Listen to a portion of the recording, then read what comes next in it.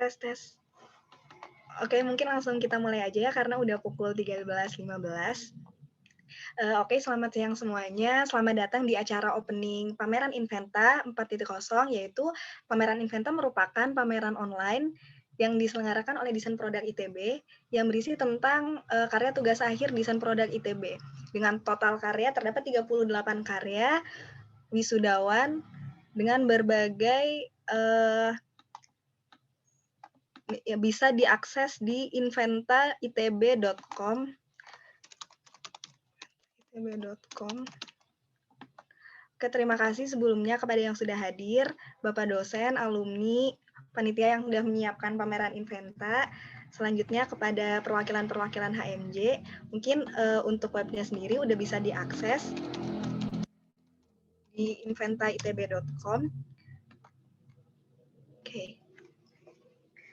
Selanjutnya kita buka aja pameran Inventa ini dengan berdoa bersama-sama. Berdoa dimulai.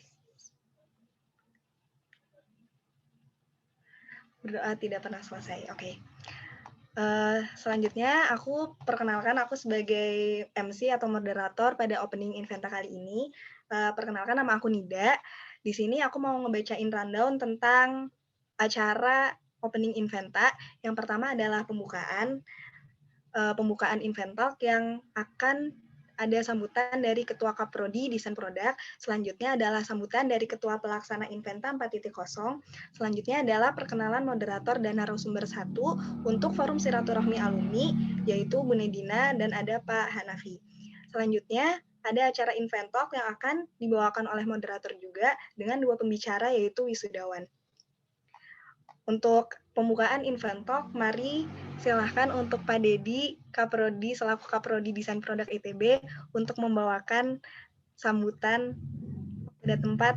Kami persilahkan. Baik, terima kasih, Nida. Assalamualaikum warahmatullahi wabarakatuh. Selamat siang semuanya. Semoga semua dalam keadaan sehat walafiat. Selamat siang juga saya sampaikan ke Pak Imam Bukhari, ada Pak Ogi, Bu Nendina sudah ada di sini, ada Bu Ayu juga, dan Bapak Ibu sekalian, dan para alumni yang hadir di sini, dan seluruh mahasiswa program studi desain produk ITB, para wisudawan, dan mungkin mahasiswa dari, saya lihat juga ada mahasiswa dari prodi yang lain, dari fakultas lain dan mungkin universitas lain gitu ya. Selamat siang semuanya. Singkat saja, sebetulnya sangat berbahagia kita menjadi rangkaian acara wisuda kemarin ya, yang sudah dilakukan kemarin di hari Sabtu, dan hari ini adalah bagian dari selebrasi yang kita sama-sama juga merayakan begitu ya.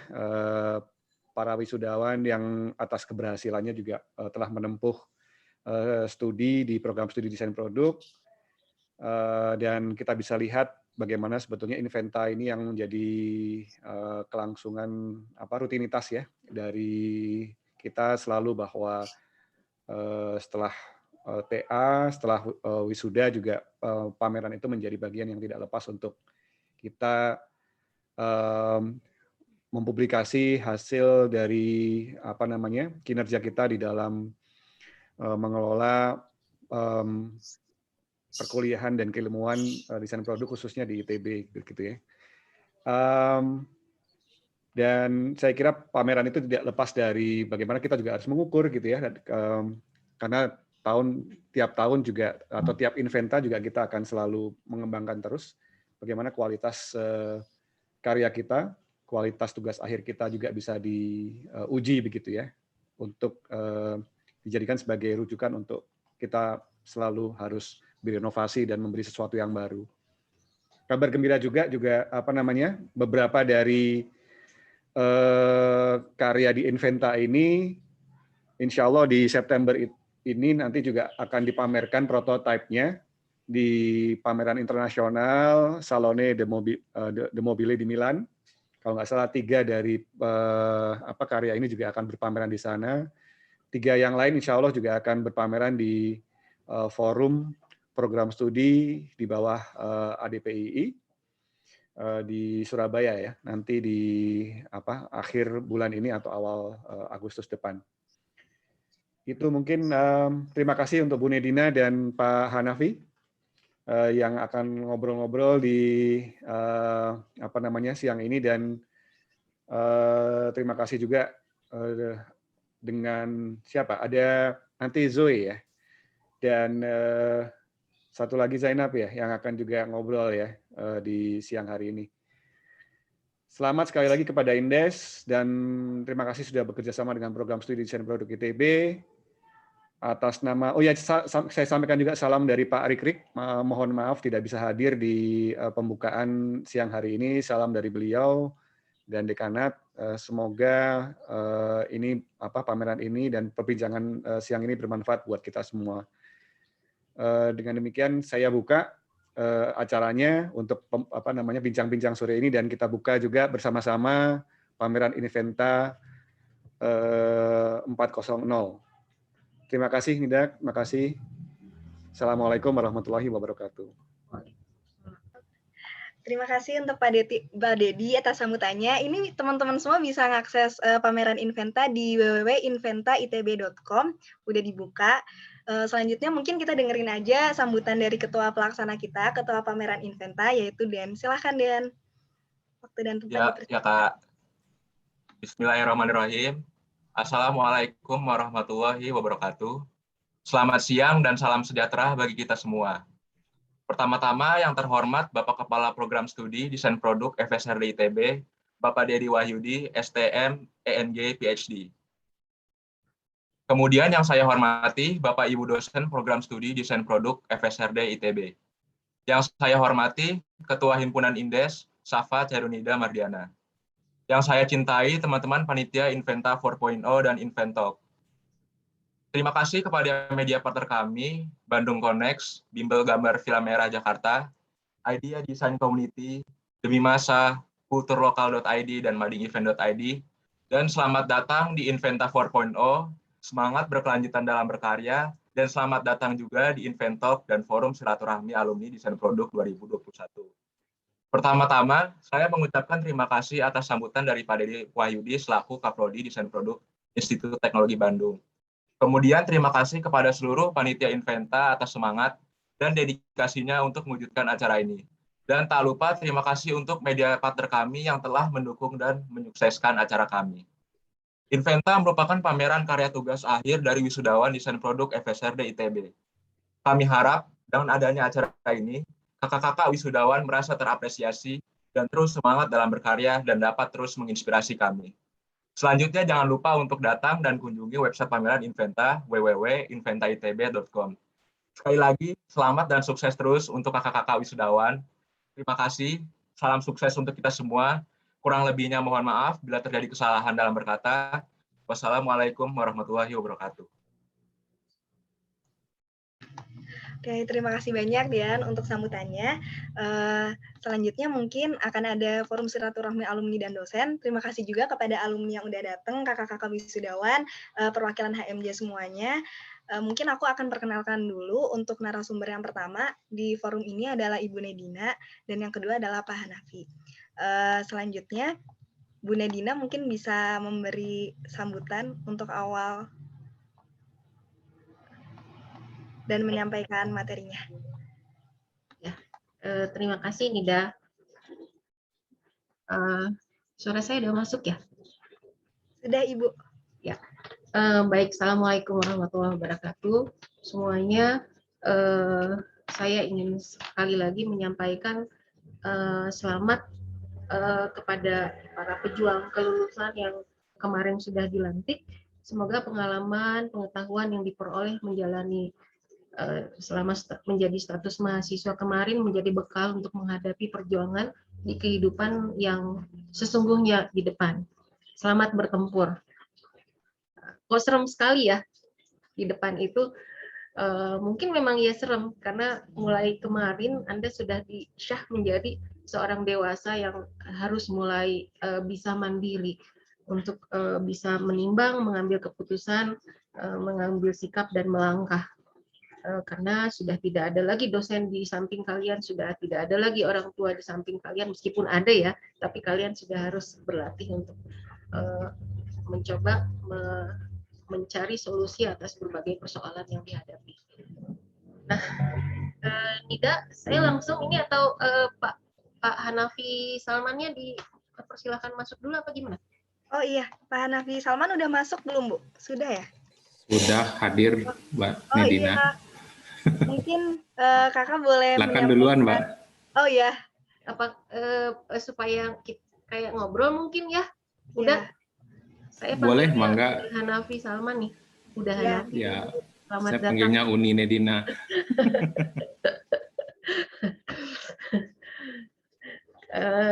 Silahkan mungkin introduksi dulu, udah? Oh iya, boleh. Assalamualaikum warahmatullahi wabarakatuh. Alhamdulillahirrabbilalamin. Kita ucapkan syukur pada Allah. Hari ini kita masih bisa bersilaturahmi dalam kondisi yang cukup sulit ya di luar sana. Terus selanjutnya saya sampaikan salam hormat dan kangen buat Pak Imam. Kangennya kangen offline ya Pak ya, bukan online. Kalau online mah di grup-grup juga banyak gitu, tapi pengen sekali ketemu offline. Nanti kalau umur kita panjang kita bisa bertemu lagi. Kalau pandeminya udah nggak seperti sekarang ini. Juga sama Mas Dedi juga kangen Mas offline. Sama Mbak Nedina juga dan semua dosen-dosen di FSRD ITB di desain produk. Jadi saya itu alumni angkatan 94. Jadi masuk ITB-nya 94, masuk produknya berarti 95. Jadi kalau dulu penjurusannya itu tidak langsung ya. Kita ada TPB itu dicampur dulu, cuma dibagi dua, desain sama seni murni. Nanti baru dibagi per studio, kalau dulu disebutnya studio. Saya angkatan 94, lalu alhamdulillah bisa menamatkan kuliah akhirnya di tahun 2000. Jadi kalau zaman itu kata teman-teman disebutnya sarjana milenial Pak ya. Ya Mbak ya, sarjana milenial. Uni ya, sarjana milenial tahun 2000. Jadi milenial itu sangat istilah itu sangat populer sekali zaman tahun 2000. Mungkin kalau adik-adik di sini teman-teman desain produk sekarang itu umurnya berapa ya tahun 2000 ya? Udah pada lahir atau belum ya? Mungkin udah ya, sebagian udah ya, 5 tahun, berapa tahun umurnya? Ada TK.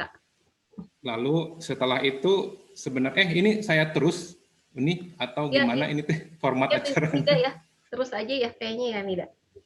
Terus aja. Saya boleh share sedikit biar nggak liatin wajah saya terus gitu. Silakan. Sebentar, saya cari dulu tadi. Maaf ini agak ini.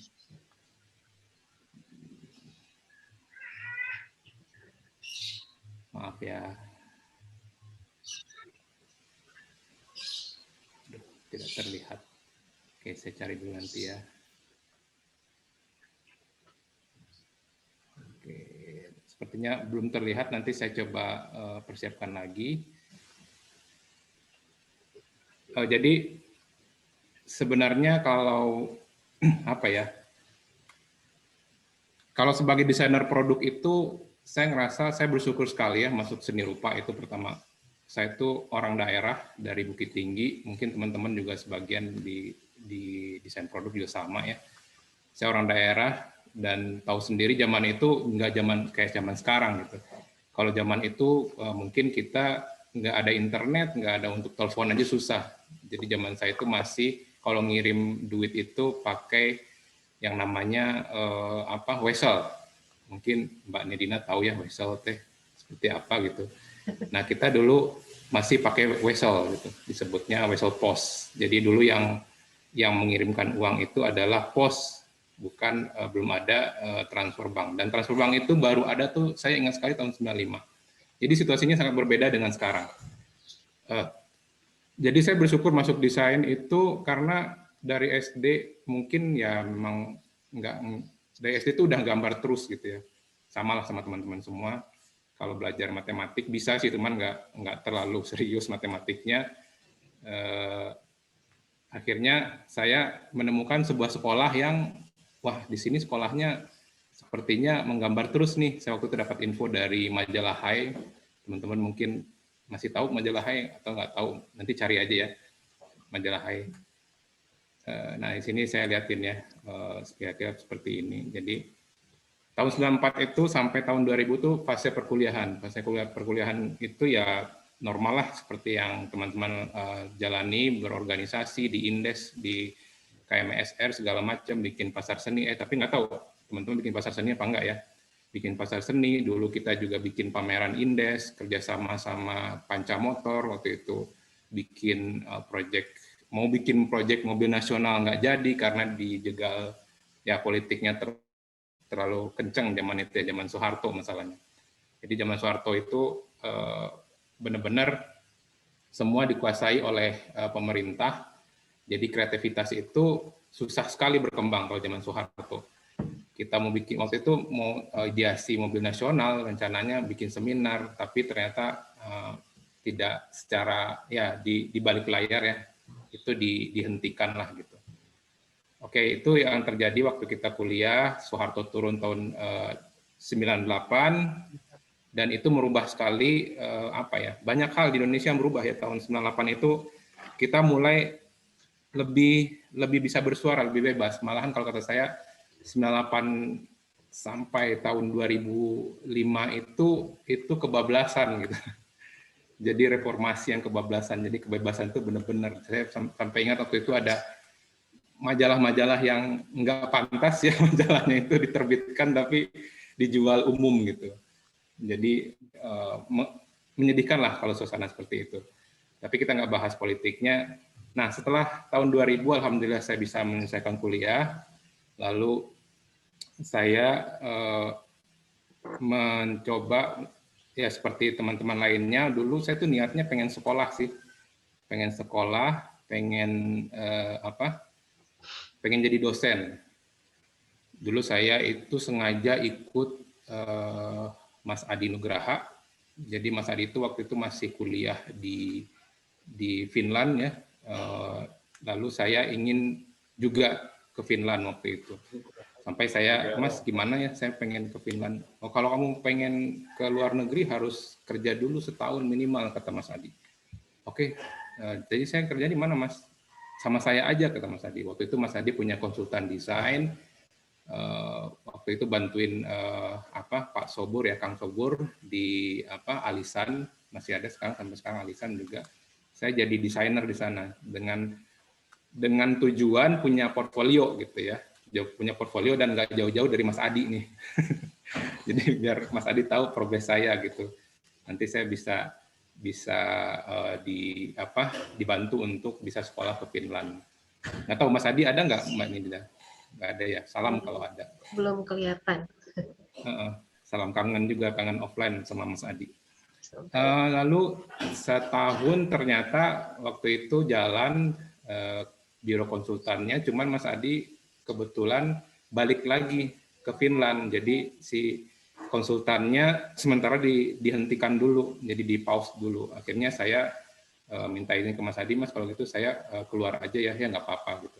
Akhirnya saya keluar, pas waktu saya keluar berbarengan sama Om Ben, jadi Kang Ben yang juga sekarang bang saya di Torch, itu juga baru keluar dari Eiger. Jadi dia kerja di Eiger setahun, terus dia keluar, dan tiba-tiba juga ngajakin saya, yuk kita bikin usaha bareng yuk. Saya nggak punya frame apa-apa tentang usaha, maksudnya ibu saya itu pegawai negeri, orang Padang, tapi bukan dari keluarga Padang yang dagang gitu.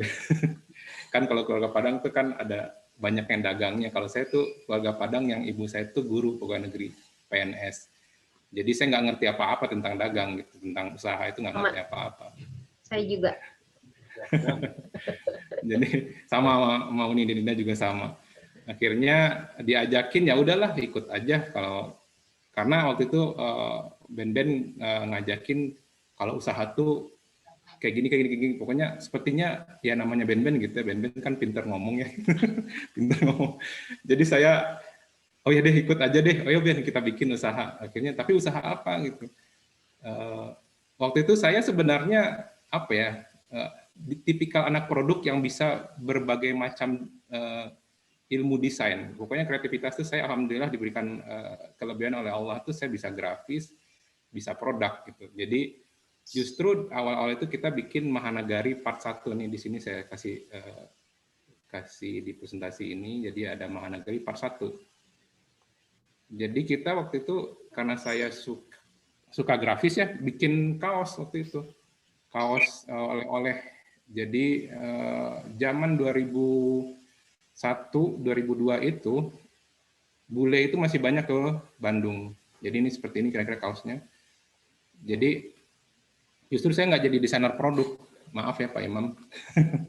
Saya nggak jadi desainer produk, terus akhirnya saya jadi desainer grafis karena waktu itu untuk bikin produk itu dalam tanda kutip agak apa ya, butuh modal lebih. Kalau kaos kan gampang ya, zaman itu kaos gampang banget bikinnya di Bandung.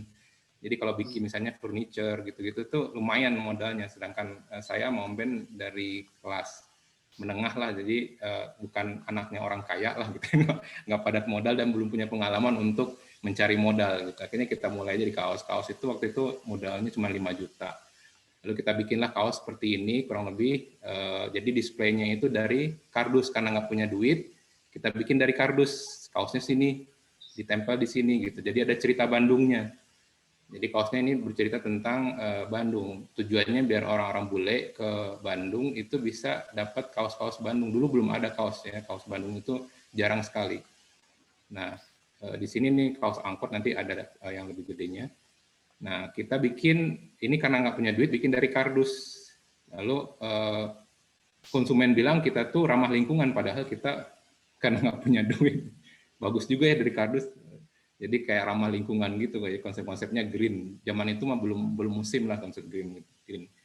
Baru TA-nya Kang Arianto Ali yang bikin saya ingat waktu itu yang bikin tempat makan dari tempurung, saya ingat banget itu yang baru konsep green itu tahun 94 waktu saya masuk.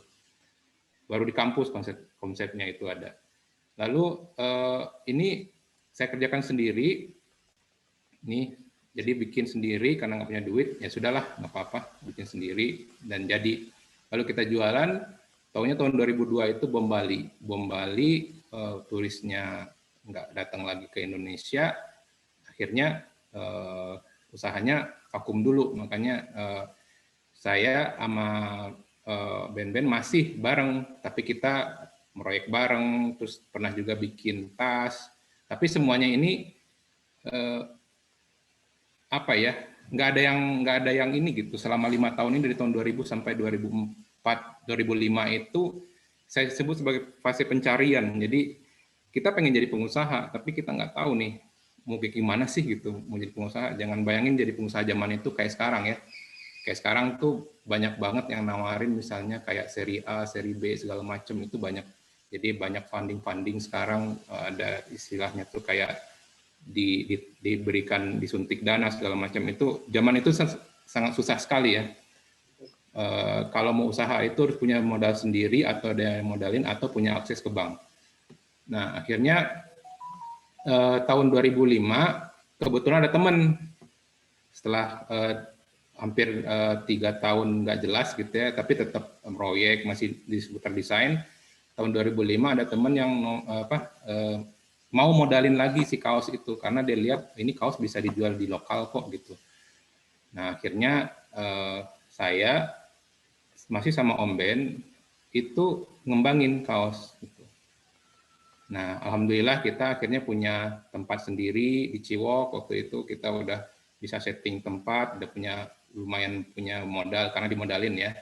Awalnya tuh di factory outlet waktu itu marak juga ya, kita minta tempat di situ, dapatnya gratis juga, dapatnya lantai 2, ternyata lantai 2 itu untuk retail nggak bagus, makanya kasihin ke kita gitu. Terus sepi, kita cari lagi tempat lain. Ini tuh saya buka showroom tuh udah selama ini tuh 13 kali dan yang berhasil cuma 2 kali. Jadi yang berhasil itu yang kita buka di Ciwok, yang lainnya gagal. Jadi ada 11 kali gagal buka tempat. Tapi nggak apa-apa, emang begitu kali ininya. Nah, kaos-kaosnya sendiri ini ada kaos angkot, jadi ada rute angkot. Kalau di luar negeri kan rute subway ya. Kalau di Indonesia saya bikin rute angkot seperti rute subway gitu. Jadi ini suaminya Bu Tita ini. Jadi seolah-olah turis gitu ya, kita foto ini buat promosi di Facebook waktu itu. Kita foto, ini dia lagi liatin jalur angkot menuju yang ada di Bandung gitu. Nah, di sampingnya ada, ini buat foto untuk di Facebook waktu itu. Nah, lalu ada lagi kaosnya ini, F sama dengan V sama dengan P, ini orang Sunda banget lah. Dan yang makainya Pak Tisna gitu. Pak Tisna tuh nggak malu gitu, walaupun udah ke Australia sekolah, tapi dia Sundanya masih sangat kental gitu. Lalu kita minta Pak Tisna jadi modelnya, dan di depan kantor Konferensi Asia Afrika pakai P di sini, konferensi ya. Coba perhatiin nanti. Nah, ini kaos Boska. Nah, seperti ini kurang lebih kaos-kaosnya yang tadinya disasar untuk untuk bule, sekarang kita jual lokal gitu. Ini ada New York Love Bandung, ya, terus kurang lebih seperti ini. Lalu kita juga bikin packagingnya menarik gitu, packagingnya bagus, sangat green karena sedikit sekali yang terbuang nih materialnya. Bentuk jadinya seperti ini. Ini dalamnya kaos, jadi jualannya pakai packaging seperti ini, dan pernah juga dapat IGDS tahun 2008 kalau nggak salah waktu itu. Jadi dapat penghargaan IGDS dari packaging. Nah, ini ilmu produk saya yang kepake waktu itu ya, selain ilmu grafis. Ilmu produk saya dipakai untuk ini, dan alhamdulillah dapat penghargaan. Selain itu kita juga bikin tour, jadi untuk mempromosikan, karena kita Bandung juga ya, kita bikin beberapa tour. Contohnya ini, kita bawa orang-orang waktu itu lewat Facebook ya, diundang, kita promoin, ada tour, kita main bareng ke Lembang. Di situ kita tak nampak tilas apa aja sih potensi-potensi wisata Lembang gitu. Mulai dari PLTA-nya, lalu ada kita outing juga, ada arus derasnya juga. Nah, ini kita lakukan karena kita senang waktu itu sama Bandung. Jadi fase ini disebut Mahanagari Bandung Pisan, dan itu adalah fase usaha kecil. Jadi usaha kecil itu ciri-cirinya ya yang bekerjanya cuma sedikit ya. Waktu itu kita produksi udah sama pihak ketiga. Di kantor itu cuma 5 orang, 6 orang. Lalu kalau rata-rata zaman itu usaha kecil itu pendapatannya, penjualannya itu selama setahun itu 1 sampai 1,5 miliar. Jadi per bulan itu masih ratusan juta. Nah, itu kita lakukan dari tahun 2005 sampai 2013. Nah, begitu 2013 yang namanya usaha itu kita mulai merasa mentok. Ya, 2013 mentok, kita nggak tahu ini gimana lagi, saya sama Om Ben nggak tahu gimana caranya. Akhirnya ada Ibu Feni Mustafa, waktu itu dia yang punya Safira. Ternyata dia juga fansnya Mahanagari, dia sering beli kaos-kaos Mahanagari karena lucu-lucu, jadi dia sering banget beli buat anaknya. Terus ketemu sama Om Ben waktu itu di SBM. Om Ben tuh jadi dosen luar biasa di SBM sama Bu Feni. Nah, akhirnya Bu Feni ngobrol, dia tertarik dengan kita, tapi tertariknya sebenarnya bukan sama bisnisnya ya, sama kitanya yang nggak mati-mati gitu, udah hampir 13 tahun tapi bisnisnya konsisten gitu. Akhirnya dia ngelihat, oh ini mirip nih sama saya gitu. Akhirnya dia tawarin mau nggak kerjasama. Intinya dia mau modalin, dan juga kita mau juga di encourage lah pengetahuan tentang wirausahanya, karena waktu itu Zoya Safira itu udah di kelas menengah. Nah, tahun 2013 akhirnya kita diberi project, jadi satu tim diberi project masih tentang kaos, itu adalah Zoya Home namanya. Jadi kita disuruh untuk membuat kaos untuk, kalau Zoya kan perempuannya hijab segala macam, tapi kita waktu itu Zoya belum ada kaosnya, jadi kita diminta untuk ngedesain kaosnya dan grafisnya. Kira-kira seperti ini kaos-kaosnya, dan ini dijual di Zoya. Jadi dari tema Bandung kita pindah ke temanya hijab gitu. Nah ini kaosnya sebenarnya dipakainya di rumah, untuk di rumah. Kurang lebih grafisnya seperti ini dan masih menggrafis. Nah ini sebenarnya kalau saya menyebutnya fase ujian naik kelas. Jadi dari mengelola usaha kecil mau naik kelas menjadi fase usaha menengah. Karena Zoya sendiri itu udah usaha menengah, jadi masih UKM karena kan UKM kan kecil menengah, Zoya itu masih menengah. Lalu kita diminta untuk mengelola ini dan alhamdulillah kita berhasil. Nah nextnya sama Bu Feni dan komisarisnya Zoya, Safira, itu kita di challenge, ditantang untuk kamu sok atau bikin brand yang lain. Karena Mahanagari itu somehow tidak bisa dijual luas di Indonesia. Jadi saya nggak mungkin jualan kaos Bandung di Jakarta gitu. Akhirnya kamu bikin produk yang bisa dijual dimanapun di Indonesia gitu, jangan hanya di Bandung. Kita mikir waktu itu akhirnya adalah ide untuk ini udah 3 kali presentasi, akhirnya yang berhasil itu ya Torch ID. Nah, Torch ID ini baru ini fase ketiganya kita mulai mendesain memang desain produk ya. Mulai bikin tas, lalu bikin dompet, bikin jaket, bikin aksesoris segala macam. Ini produknya lebih luas dan lebih juga menjangkau bukan hanya konsumen Bandung. Akhirnya kita ngembangin ini dan ini kita masuk ke fase usaha menengah dan akhirnya saya mendesain produk juga. Setelah sekian lama akhirnya saya mendesain tas, mendesain aksesoris segala macam dan alhamdulillah masih bisa sampai sekarang, sampai 2021. Nah, dan ada yang penting ya dari semua fase ini itu mungkin kalau dulu tahun 2000 itu fase tahun 2000 itu ditandai dengan internet. Jadi internet itu mulai masif ya tahun 2000 dan itu juga mempengaruhi banyak hal. Begitu tahun 2005 kita mulai Mahanagari yang tadi yang kedua yang jualan kaos Bandung itu fase di mana sosial media mulai booming.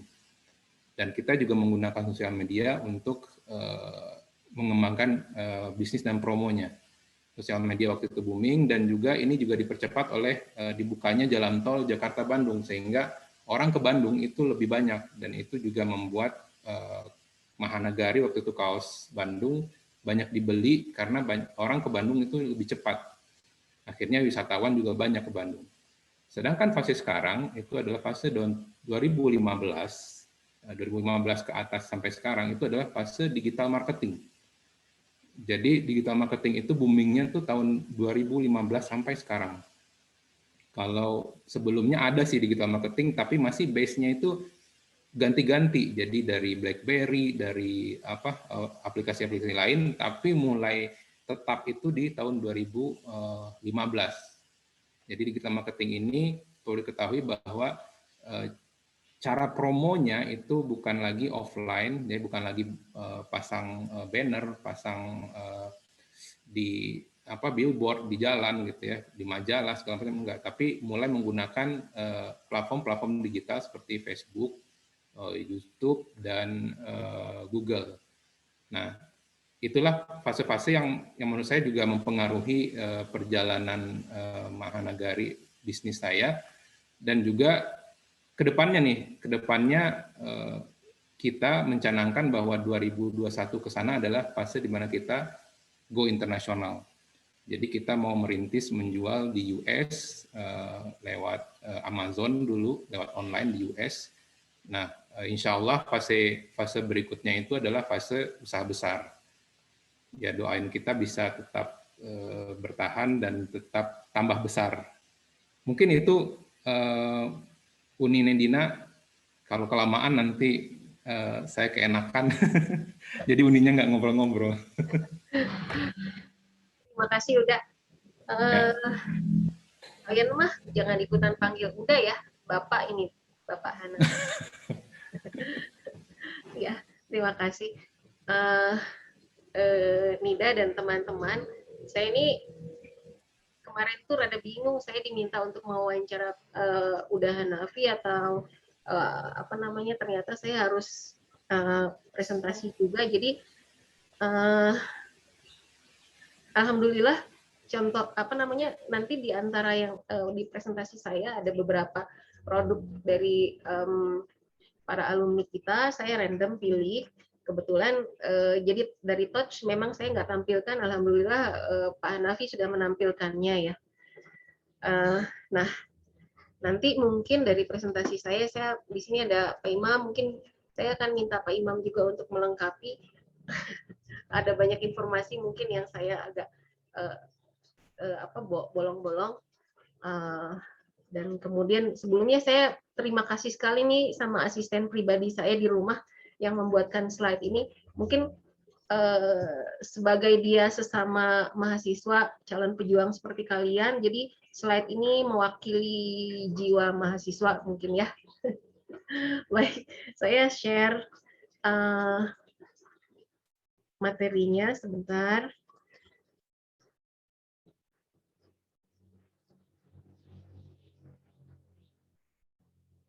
Baik, sudah kelihatan ya?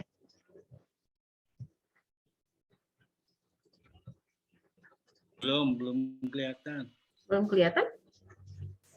Oh, gimana caranya?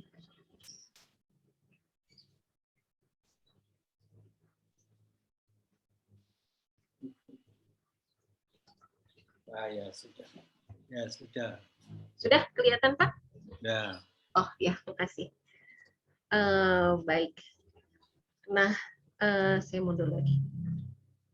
Jadi kita mulai kemarin pesan Pak Dedi, tujuan kalau kalian lulus tuh mau apa. Jadi ketika saya ngobrol sama anak saya jadi ngobrol tujuan kuliah tuh apa sih? Apakah mula-mula kalian ingin jadi insinyur? Kan waktu dari kecil biasanya kita bicara ngobrol sama anak-anak, ada yang ingin jadi insinyur, jadi dokter, ada yang ingin jadi tentara, bahkan mungkin ada yang ingin jadi presiden ya. Nah, kemudian yang nyebut ingin jadi desainer kelihatannya jarang sekali, karena saat itu atau waktu kita masih kecil kita belum tahu jadi desainer itu apa sih, atau mungkin juga belum pernah dengar kata desainer. Nah, atau cuma hanya ingin punya toga dan medali ITB ini. Nah, kemudian mulailah kalian di sekolah, di SFU, berlomba untuk bisa masuk dan kuliah. Kemudian sampai, mungkin di slide saya cepat aja ya. Nah, kalian masuklah ke sini. Jadi harap abaikan ya, ini saya ambil cuplikan-cuplikan dari peristiwa. Maka berdasarkan surat keputusan Rektor ITB tentang mahasiswa baru program sarjana Institut Teknologi Bandung tahun akademik 2019-2020, dengan ini saya melantik saudara-saudara sebagai mahasiswa baru program sarjana Institut Teknologi Bandung. Nah, kalian sudah dilantik jadi mahasiswa ITB. Tolong abaikan tahunnya dan jangan bilang sama Ibu Reni ya. Saya nggak punya video Ibu Reni soalnya. Jadi saya pinjam dari file yang sudah ada. Kalian diterima di ITB sebagai mahasiswa ITB. Kemudian kalian dilantik dan sebetulnya kalian disumpah untuk menjalankan semua program perkuliahan ITB. Nah, ini juga mungkin saya cuplik, coba sebentar. Ada yang udah dengar mungkin? Welcome to ITB, have a look. Di sini katanya institut terbaik bangsa. Anaknya beragam dari Sabang ke Merauke, dari yang aktivis sampai yang nolak abis. Welcome to ITB yang katanya abis. Lancar nanti ini laporan gak habis-habis. Kamu kan anak ITB, harusnya kau bisa semuanya dong. Padahal kan kita juga manusia. Nah, beberapa di antara kalian ada yang udah lihat ya. Nggak tahu siapa yang bikin ini, saya nggak tahu namanya, tapi beneran ini kalian alami kan. Nah, kemudian sampailah kita kemudian masuk ke kalian di TPB di sini. Ini juga saya sebetulnya memperlihatkan ini untuk mengajak kalian masuk ke atmosfer ketika kuliah. Kita boleh mudah-mudahan segera pandeminya berakhir ya, kita bisa mengalami situasi ini lagi, kita bisa diskusi rame-rame, bisa kerja rame-rame, mengalami tabrakan dengan teman-teman, bekerja, membuat tugas-tugas. Kemudian kita masuk ke prodi juga, kita nggak tahu di situ disuruh bikin apa sih. Pokoknya kita diminta membuat produk yang baik dan benar itu seperti apa sih? Kita nggak kebayang waktu itu sama sekali. Nah, kemudian sampai kita kemudian menghasilkan bentuk-bentuk yang mungkin kalian sama sekali nggak terbayang. Ternyata ada kalian jadi memahami bahwa ternyata saya bisa bikin karya-karya yang baik. Di sini beberapa yang random saya perlihatkan, ada tiba-tiba ada aja alat untuk bisa jalan di atas lumpur. Kemudian di sini ada tangan palsu yang murah dan pengrajin bisa buat. Kemudian ada kendaraan untuk disabled. Kemudian yang di atas itu eksplorasi dari kecambah adalah alat bantu dengar. Kemudian kalian juga nggak bayangkan yang bentuknya seperti cangkir itu ternyata adalah alat tampung air liur. Kayaknya belum pernah ada desain ini ya. Nah, jadi ini random aja sih sebetulnya bahwa ternyata dalam kalian menjalani perkuliahan, kalian semua bisa memunculkan berbagai hal yang orang semua belum bisa bayangkan. Jadi pendidikan kita tujuannya adalah merangsang kalian untuk menjadi para kreator yang inovatif.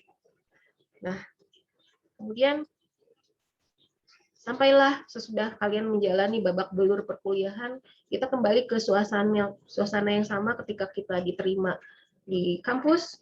Abaikan lagi ya rektornya. Ini rekaman video yang lama, tapi kita bayangkan situasi ketika kalian kemudian dilepas.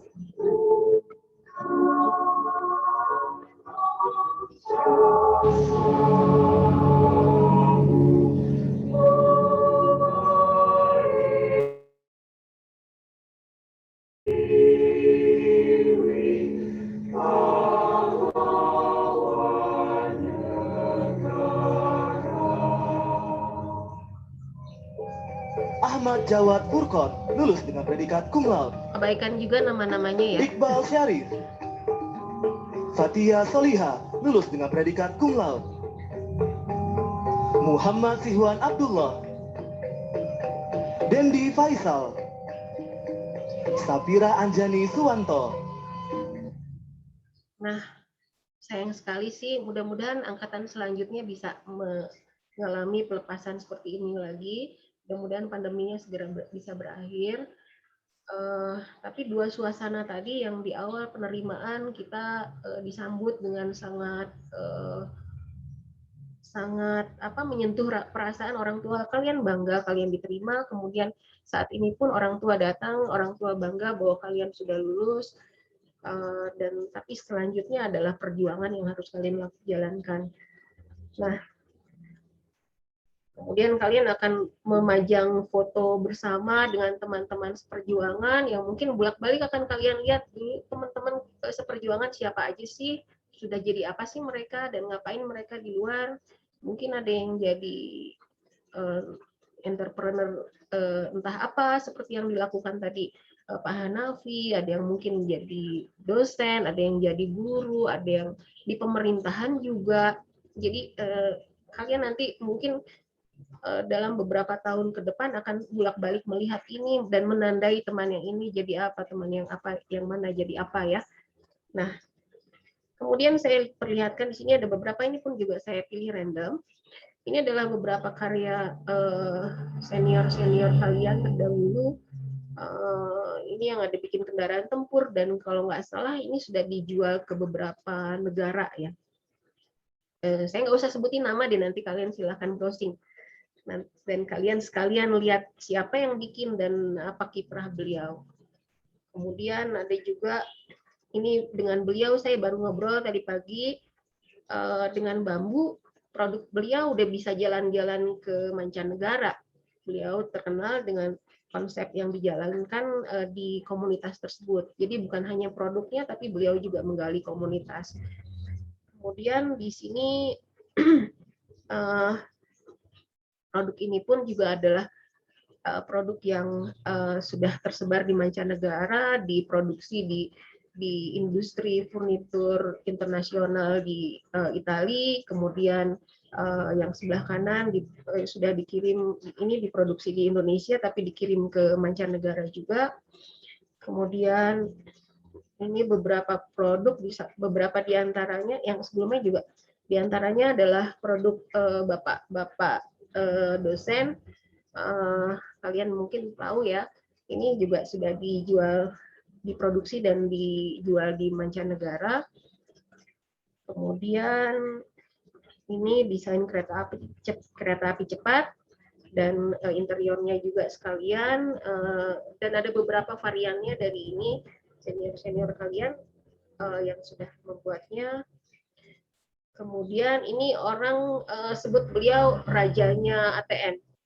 Jadi hampir semua ATM yang ada di Indonesia diproduksi oleh beliau. Jadi industrinya pun kalau nggak salah beliau yang membangunnya sejak awal ya, seperti yang dilakukan oleh Pak Hanafi dan Pak Ben yang sekarang punya Torch. Ripex ini dari nama beliau. Nah, jadi ada hampir semua ATM dan produk-produk serupa yang mereka hasilkan.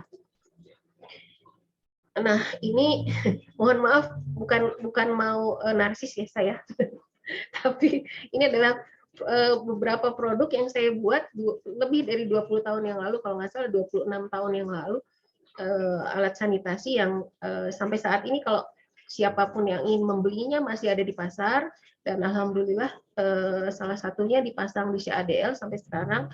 Cuma mungkin ada yang udah bocor-bocor ya.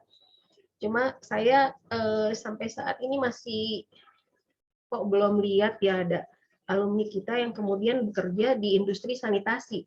Jadi makanya produk ini 26 tahun lebih masih terus diproduksi dan masih bisa dijual sampai sekarang, masih bisa dibeli sampai sekarang. Nah, oke, itu tadi contoh-contoh beberapa produk yang dibuat oleh alumni. Sampai ke halaman ini mungkin kalian para alumnus atau mahasiswa pernah lihat ini kan di ITB, di IG-nya apa, ITB receh ya. Kalau kalian udah lulus mau jadi apa sih, kan tadi di awal sekali di video di awal kan katanya kalian berada di kampus yang terkenal, tapi pas udah lulus udah keren-keren gitu kok nggak ada yang nawarin kerja, nggak ada yang nyapa pun. Nah, ini pasti kegamangan diceritakan oleh Pak Hanafi ya, bahwa ketika udah lulus cita-citanya pengen jadi pengusaha, tapi kok pontang-panting beberapa tahun masih juga belum ada yang lihat, dan tapi alhamdulillah sih mereka tahan banting ya sampai akhirnya bisa sampai ada Torch seperti sekarang. Nah, kemudian saya perlihatkan, ini saya ambil dari halamannya. Kalian semua tahu kan di ITB ada tracer study yang ITB mencoba melihat para alumni ITB itu pada bekerja di mana sih. Nah, kemudian yang tracer study sekarang coba melihat, mengukur dari skema transdisiplin ini. Mereka coba membagi, ini ada beberapa bidang keahlian yang di sini kita nggak bisa lihat nih alumni kita posisinya ada di mana-mana aja. Tapi sebetulnya saya ingin coba masing-masing dari kalian melihat, ini kan ada yang berhubungan dengan energi, mineral, material, teknologi informasi dan komunikasi, kemudian ada maritim, ada pendidikan, dan sebagainya. Nah, kira-kira apa kita mungkin duduk masing-masing alumni ini akan duduk di bagian-bagian itu? Menurut saya sangat mungkin, karena desain produk itu sangat selalu beririsan dengan bidang apapun, apalagi yang dia memang minati. Jadi jangan khawatir, kita punya lahan kerja yang sangat banyak. Seperti tadi kendaraan tempur, di awal sekali mungkin nggak kebayang ya, kendaraan tempur ya hubungannya dengan tentara, dengan orang mesin mungkin bikin kendaraan, tapi ternyata ada alumni kita yang bekerja di sana dan gara-gara dia justru kendaraan tempur itu bisa dijual ke negara lain. Nah, banyak sebetulnya minat yang bisa kalian pilih dan kemudian kita bisa menempatkan diri kita di sana. Nah, kemudian ini juga adalah skema yang dibuat oleh Tracer Study juga. Ini adalah bidang-bidang usaha yang alumni sudah ada di sana. Mereka coba mengukur, di situ ada angka-angka ya. Ada marketing 5, kecil sekali ya. Ada hubungan internasional 3 gitu ya. Itu ada angka-angkanya. Sebetulnya itu menunjukkan prosentase atau jumlah alumni ITB yang ada di sana. Kira-kira alumni desain produk ada di mana? Kembali kalau kita lihat tadi skema yang pertama, mungkin kita ada di semuanya. Dan sebetulnya ada yang ingin saya sampaikan, cuma saya nggak ketemu skema itu. Jadi di Tracer Study 2018 itu di situ disebutkan bahwa alumni desain produk adalah entrepreneur terbanyak lulusan entrepreneur terbanyak dari lulusan ITB.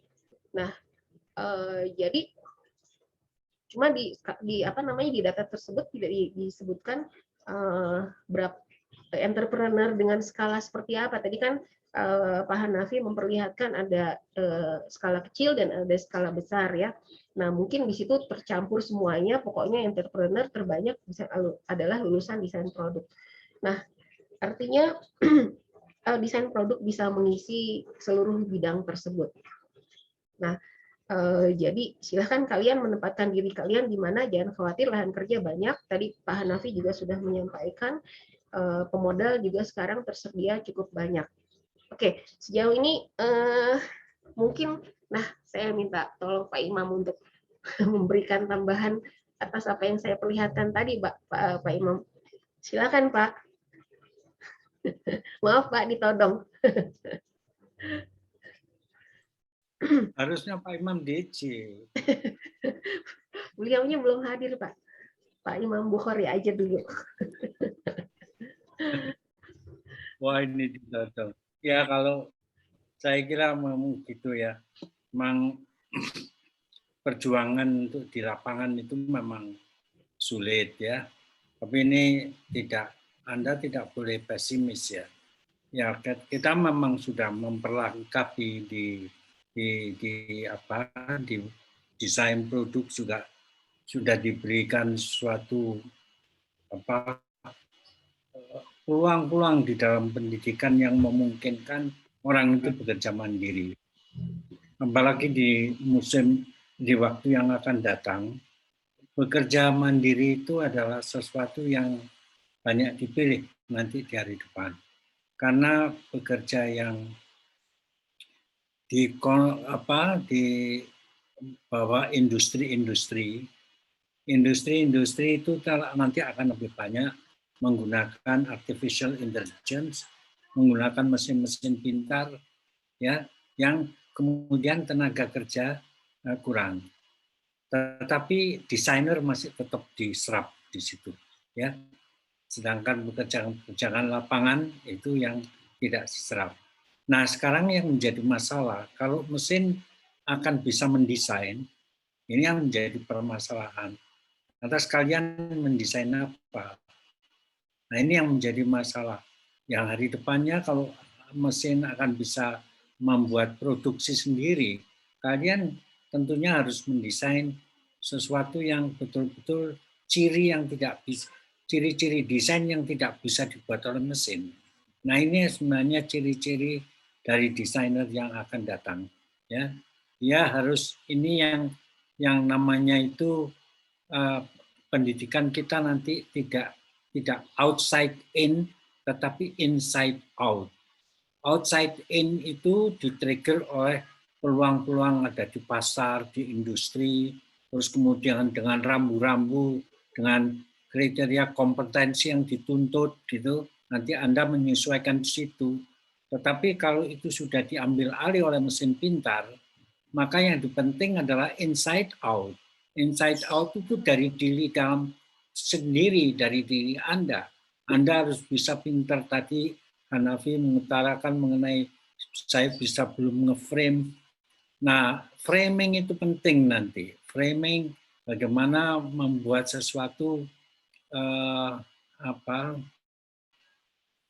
bayangan-bayangan untuk supaya bisa menghasilkan desain-desain yang betul-betul baru gitu. Syukur nanti akan ada suatu kolaborasi ya dengan mesin pinter. Nah ini juga sebenarnya tantangan dari Anda nanti kalau Anda mau sekolah di luar negeri atau sekolah lanjutan, itu tugas Anda sekolah lanjutan itu sebenarnya penting juga. Jadi artinya begini, research yang Anda buat di S1 itu kan masih kebanyakan masih merupakan prototip-prototip yang belum berfungsi dengan baik. Kayak gitu. Artinya belum bisa dieksekusi dengan nyata gitu. Nah, tantangan itu kalau Anda nanti sekolah lagi itu harus menjadikan produk sehingga sampai jadi. Karena jadinya suatu produk menjadi kenyataan itu mempunyai satu dimensi yang lain. Dimensi bagi kemampuan diri kita untuk mengatakan I can do it.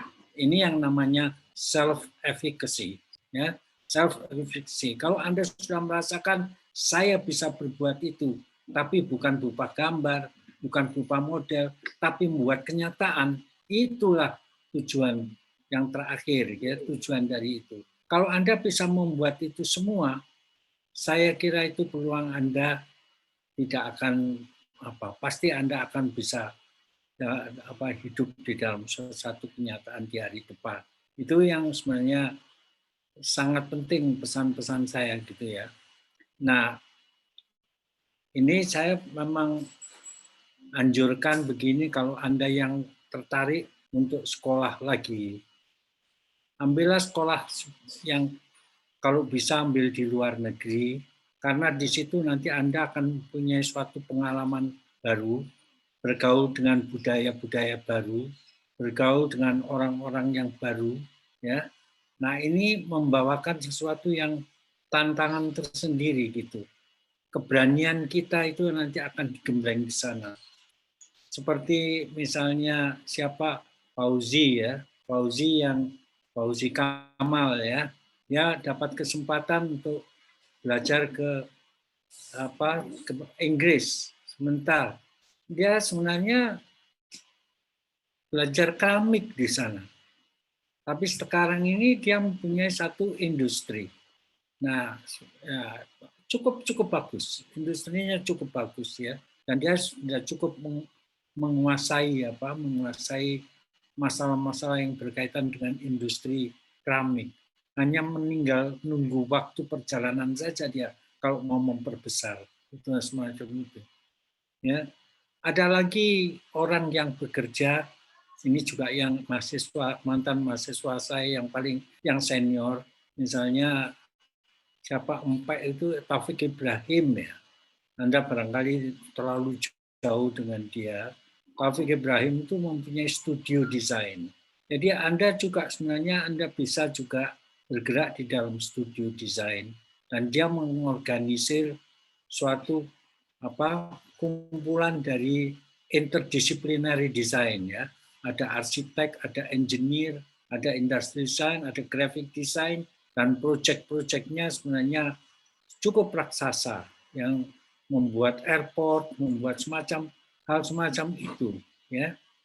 Ini semuanya juga satu ketekunan ya, keberanian gitu untuk menjalankan itu ya. Nah, jadi yang penting bagi kita itu apa sih? Yang penting Anda menguasai ilmu Anda sendiri. Dan menguasai ilmu Anda itu jangan tanggung-tanggung, ya. Jangan tanggung-tanggung. Setiap elemen daripada ilmu itu ada sainsnya. science of ergonomi, science of kenyamanan, science of estetik, science of marketing, itu ada cara-caranya kita sendiri, gitu ya. Oke, satu hal lagi barangkali ya. Saya barusan menemukan satu istilah. Dan itu istilah ini barangkali saya yang pertama kali menggunakan. Bahwa desain itu pada hakikatnya asal-usulnya dan sekarang juga itu adalah saya sebut sebagai algoritma visual. Algoritma visual. Ini saya baru menemukan itu setelah saya menyelidiki apa sih sebenarnya desain. Ternyata sekarang digunakan komputer itu mathematical algorithm. Ya, itu yang dipakai untuk menjadikan mesin cerdas. Tapi sebelum ada mesin cerdas, semuanya dilakukan dengan desain. Ya, desain yang untuk diproduksi. Nah, caranya sebenarnya algoritma ternyata proses desain kita itu seperti algoritma. Seperti algoritma gitu. Makanya saya menggunakan istilah algoritma visual, ya. Nah, itu. Jadi sinilah barangkali kembali kepada, kalau saya ngomong tentang diri saya sendiri, saya itu dulu tidak berlatar belakang desain produk, saya berlatar pendidikan seni. Ya, tapi setelah lulus pendidikan seni tahun 66, itu saya kemudian menjadi pelukis, dari pelukis terus kemudian menjadi desainer, mendesain lampu, membuat tas seperti Samsonite begitu, ya, membuat ya yang kayak gitu sendiri, kerjakan sendiri. Wah, tapi banyak yang membeli gitu. Nah, akhirnya setelah itu saya kerja di Expo Pavilion Indonesia, melihat wawasan dunia yang bagus. Pada waktu itu ada Expo di Jepang dan wawasannya jadi luas. Setelah itu saya mikir kalau saya nanti meneruskan ngajar, harus ngajar industrial design, saya belajar dulu ke Denmark. Ya, nah di Denmark itu ditawarin, tapi yang sekolah serius itu di orang Denmark kan dibayarin oleh pemerintah semua. Nah, saya enggak, setiap hari-harinya itu ada di workshop kerja terus, sementara mahasiswa Denmarknya agak males-males ya. Ada seorang, dua orang aja yang kerja. Nah, itu setelah itu saya membuat satu proyek 1 tahun 4 sampai 5 proyek. Nah, setelah itu ditawarin lagi, kamu mau tinggal lagi sekolah lagi. Wah, saya nggak perlu lagi, saya sudah cukup. Saya kira, saya terus kemudian quit dari situ, ya. Nah, terus dari situ terus menitis berdirinya sekolah desain produk, ya. Lagi-lagi setelah itu, ini dalam hal yang akan bekerja di luar praktisi gitu ya. Sekolah lagi saya, sekolah lagi ke Inggris, sekolah mengenai ergonomi. Setelah itu tawarin, kamu teruskan aja sampai di sini. Enggak, saya kepengen jadi desainer. Saya cukup mengambil mata kuliah dan praktek ergonomi sampai tuntas. Pulangnya saya jadi desainer gitu. Tetap konsisten. Saya tidak menyeleweng jadi saintis gitu ya. Nah, itulah barangkali memang harus ada satu spirit keyakinan diri yang kita bentuk di dalam cita-cita kita hari depan. I can do it. Saya akan jadi desainer. Tanamkan itu terus. Saya kira gitu aja, Bu Nadina. Terima kasih Pak Imam. Nida, saya lanjutkan sebagai pembawa acara ya Nida. Baik, oke, terima kasih Pak Imam, Bu Nadina, dan Pak Hanafi atas sharing-sharingnya. Makasih banyak atas waktunya juga. Akhirnya udah meluangkan waktunya gitu di sini di Opening Inventa. Terus mungkin ini insight-insight-nya keren banget semuanya. Mungkin kakak-kakak atau teman-teman ada yang mau tanya, boleh banget. Karena kita sebenarnya ada door prize gitu, teman-teman yang tanya nanti kita dapet. Ada buku Bandung Design Biennale ya. Kita bisa share screen nggak? Nida. Ya. Di sini ada beberapa orang Bapak Ibu juga yang hadir. Iya. Mungkin mereka bisa ditawarkan juga untuk melengkapi beberapa informasi tadi kan masing-masing pengalaman setiap orang berbeda mungkin ya. Bisa ada Pak Didi, ada Pak Dedi, ada Pak Ogi. Pengalaman beliau mungkin mereka berbeda mungkin. Oh iya, mungkin Pak Dedi mungkin bisa ceritakan Pak atau Pak Didi. Namanya sama nih, hampir sama. Pak Didi. Ya, Pak Didi, silahkan Pak, mungkin Bapak bisa sharing tentang pengalaman Bapak. Mungkin sedikit kali ya. Ya. Ya, selamat siang semuanya, terima kasih. Ini kok tiba-tiba jadi pembicara. Sebetulnya pengalamannya mungkin nggak jauh ya, artinya latar belakang keluarga saya juga kan sebetulnya memang tidak ada yang desain dan tidak ada yang dari akademik gitu, dan sebetulnya kalau melihat dari perjalanan akademik saya sih dari S1 hingga sampai dengan S3 itu bisa dibilang non-stop gitu, artinya benar-benar jedanya itu hanya jeda perbedaan semester saja gitu saat itu. Jadi saya lulus 2009, dari 2004 lulus 2009, kemudian saya lanjut S2 di ITB, itu juga tidak ada jeda gitu ya, kemudian langsung lulus. Tapi sebetulnya selama perjalanan akademik itu ada istilahnya aktivitas yang secara paralel dilakukan, yaitu ya biasa anak-anak desain produk gitu ya, sambil proyek, kemudian bikin usaha gitu dengan teman-teman yang lainnya gitu. Dan sampai akhirnya sebetulnya ya sekarang sih ya kondisinya adalah sekarang saya di desain produk gitu ya, dengan rekan-rekan yang ada di sini, Bapak Ibu dosen juga yang dulunya adalah dosen saya gitu, dan secara paralel juga saya memiliki satu aktivitas mendesain sebagai salah satu wadah sebagai seorang praktisi gitu, itu di Pala Nusantara gitu. Kira-kira singkatnya seperti itu. Oke, terima kasih Pak Didi udah sharing. Akhirnya Bapak Pala Nusantara gitu ya di finalnya. Iya, betul. Sama jadi dosen. Kalau misalnya yang lainnya mungkin Pak Ogi ada nggak nih? Atau Pak Bismo? Oke, Pak Ogi boleh Pak sharing?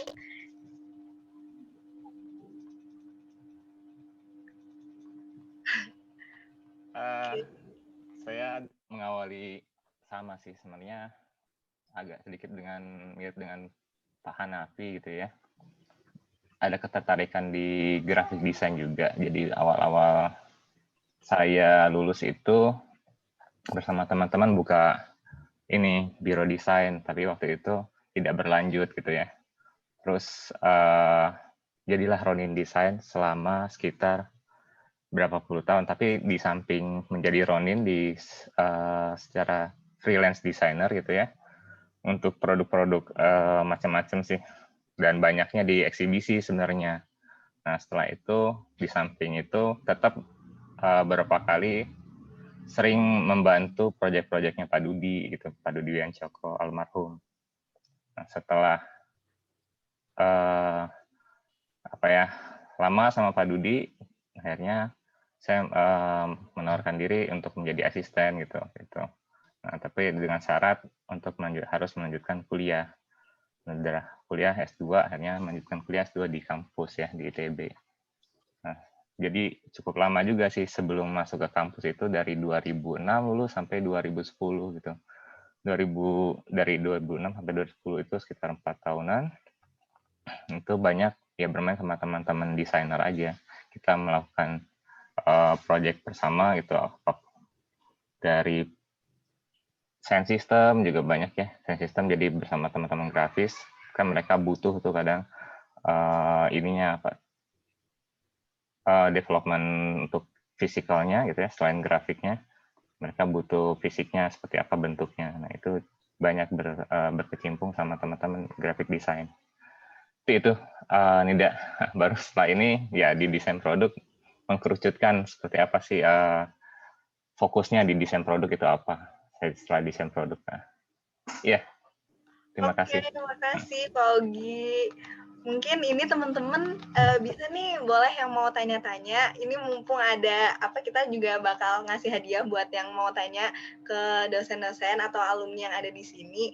Jadi ini ada buku Bandung Desain Biennale yang kemarin. Kita nyediain 2 untuk 2 orang penanya, atau mungkin tadi ada yang kurang jelas atau ada ditanyakan. Ini bisa tanya juga. Mungkin sambil nunggu ada yang tanya, ini kali ya. Ada Kak Eko juga. Halo Kak Eko, mungkin Kakak juga bisa sharing-sharing Kak. Sebagai alumni muda 2015, angkatan 2015. Ada nggak Kak Eko? Oke, kayaknya nggak ada, ya udah kita skip dulu. Ada yang mau tanya nggak teman-teman semua? Sama alumni mungkin, atau Bu Nedina mau nambahin, Pak Imam juga boleh untuk nambahin lagi. Sambil nunggu yang tanya. Saya mau pengen lihat pameran karyanya kapan, di mana? Oh iya Pak, boleh. Kita mungkin bareng-bareng kayaknya bisa nggak? Iya, boleh. Kita mungkin bisa share screen, mungkin. Pameran karyanya ya Pak. Bentar.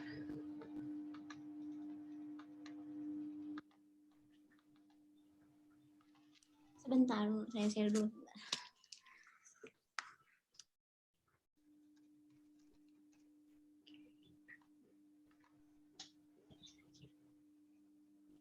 Nah, ini pameran karyanya Pak, Invent Access.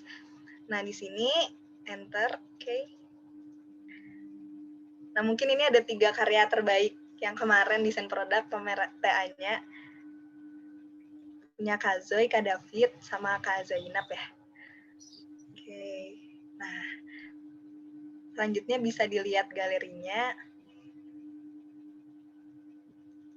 Nah, ini ada 38 karya wisudawan, karya tugas akhir wisudawan gitu.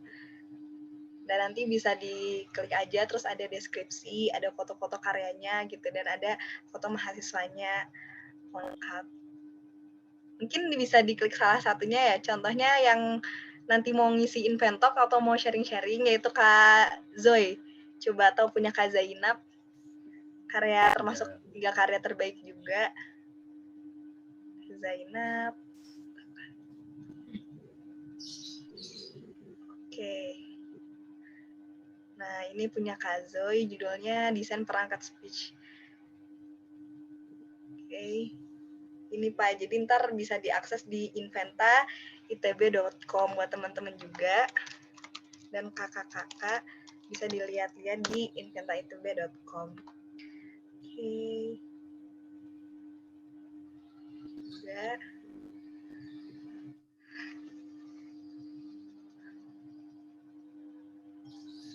Ada deskripsi karya, latar belakang juga ada di websitenya. Tuh, proses desainnya juga ada. Oke, di sini. Coba kalau misalnya balik lagi ke galeri. Nah, seperti itu Pak pamerannya. Jadi ada menampilkan berbagai tugas akhir gitu kan, lengkap sama deskripsi dan foto-fotonya. Mungkin ntar Bapak juga bisa ngeliat sendiri, dan teman-teman semua juga bisa ngeliat di inventa.itb.com. Makasih Kinta, share screen-nya. Begitu. Itu terbuka untuk umum ya, bisa dilihat orang lain. Iya, bisa Pak, bisa. Bisa dilihat, udah ada publikasinya juga.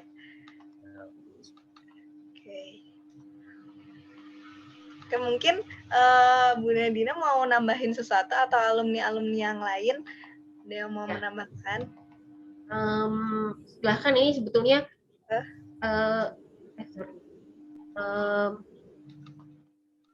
mumpung ada Pak Hanafi tadi, mungkin ini udah ada yang tanya.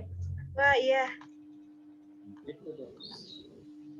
Apa yang harus dari Lulu Alia ya, ini ada pertanyaan, Kak, saya mau bertanya bagaimana cara mendapatkan ide kreatif dan prinsip apa yang harus dimiliki seorang desainer agar konsisten berkarya. Oke, mungkin kakak-kakak semua alumni Bu Nadina bisa bantu menjawab, atau Pak kali ya, Pak Hanafi langsung ya. Iya, Pak Hanafi. Silakan, udah. Apa ya? kreatif harus berkarya. Ya terus aja berkarya. Kalau saya sih pengalamannya terus berkarya ya. Kalau kita desainer memang yang jadi salah satu kenapa kita diperlukan itu karena kita mempunyai kemampuan menerjemahkan ide-ide ke dalam apakah itu produk atau grafis gitu. Jadi biar kreatif ya terus aja dilatih terus. Jadi makanya kalau yang saya tahu ya kenapa logo desain itu ada segitiga, ada lingkaran dan ada bujur sangkar itu sebenarnya kalau nggak punya ide ya gambar aja itu dulu. Gitu. Kalau saya tuh kalau nggak punya ide saya gambar lagi apa yang pernah saya gambar gitu. Nggak apa-apa diulang-ulang aja terus. Itu kalau teknis ya. Jadi apa ya istilahnya tuh jangan putus asa, terus aja sering lihat, kalau sekarang mah gampang ya, kalau zaman saya dulu buku desain tuh mahal sekali. Kalau sekarang tuh gampang banget dapat ide gitu. Nah, justru kalau saya sih ngelihat teman-teman produk itu kalau soal desain sih sebenarnya jangan terlalu bagi yang desainer banget ya, jangan terlalu jadi concern, tapi coba tadi yang misalnya kayak Pak Imam menjabarkan kita di depan tuh tantangannya lawan AI gitu. Nah, explore bisa kita kembangin di depan yang kira-kira AI itu nggak bisa tuh bikin apa yang ide kita ini nggak akan bisa di-copy oleh AI secerdas apapun gitu. Nah, yang kayak gitu. Jadi lebih mencari tantangan yang support. Jadi ilmu itu sendiri kan nggak bisa berdiri sendiri ya. Kalau kayak saya misalnya di Torch atau di usaha gitu, wirausaha, itu kita terkait dengan ya di industri lah. Pokoknya kalau udah ngomongin industri itu pasti hubungannya sama keuangan, hubungannya sama market, hubungannya sama produksi, hubungannya sama apa lagi itu. Banyak hal lah gitu. Nah, justru desainer itu juga harus mulai merambah ke sana.